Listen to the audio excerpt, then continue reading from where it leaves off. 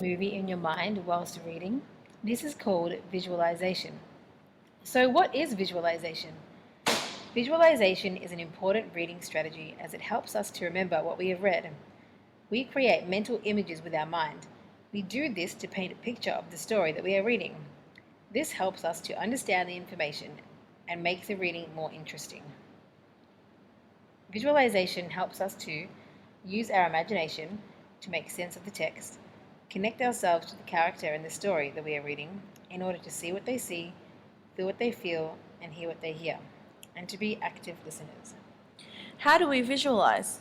We use the author's information, our imagination, our own life experiences, which may come from the world around us, movies we have watched, and other books that we have read.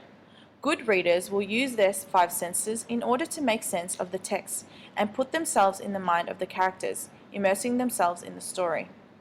I'm going to give you a quick example of one way that we can use visualization. I want you to close your eyes. Can you think about what you had for dinner last night?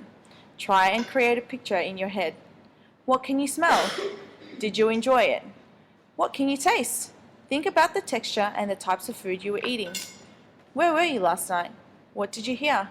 Was your tummy rumbling because you were hungry, or did you feel sick because you ate too much? Okay, have you got some pictures in your mind?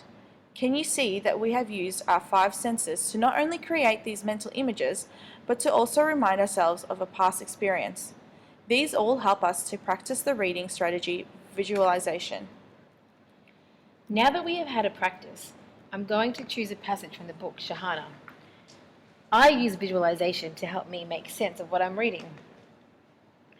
Shahana turns to see the shadow of the fence against the darkening sky. He stops and listens. What is it? The noise. What noise? Then she hears it too, a rumbling like thunder in the mountain. At first she thinks it is a waterfall, but remembers it is too far away. Then she realizes, "Run!" she screams. "The snow is falling off the mountain." It is difficult to see which way is best. Which is the shortest route to the house? Which way will lead them into the snow's path? "Here," Zahid says, after they can't run anymore. "Hide behind this fir tree. Its trunk is wide." He stands behind her to hold her still. They can feel the rumbling through their feet. Shahana's whole body is shaking with the sound of growling snow. When the snow hits the tree, it holds for some moment. Maybe we will be safe after all, she thinks. Then the weight of the snow snaps a branch, then another. The tree groans. Zahid tightens his grip on Shahana's waist as they are swept away with the snow. This is my thought process. Using our five senses, what did I see, hear, and feel when reading this passage? It looks like I see the characters huddling up, scared, not knowing what will happen. I see the snow thrashing uncontrollably down the mountain towards Shahana and Zahid. Sounds like I hear the sound of rumbling from a distance, getting closer and closer. I imagine the characters getting swept away in the commotion. I have seen footage of a hurricane on the news, so I'm making connections to what I would imagine an avalanche to sound like. I hear the cracking sound as the snow is getting heavier and heavier, making the branch weak. Feels like as the tree breaks and the snow sweeps them away, I feel how numb Shahana's body must be feeling. I can feel Shahana's body shivering and shaking from the cold. I imagine her to be frightened and feeling as if she is stuck in the path of destruction. For a brief moment, I feel that Shahana is hopeful before the branch breaks.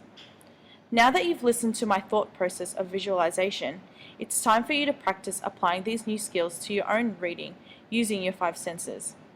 Use your looks like, sounds like, feels like chart to help create your own mental images for the passage.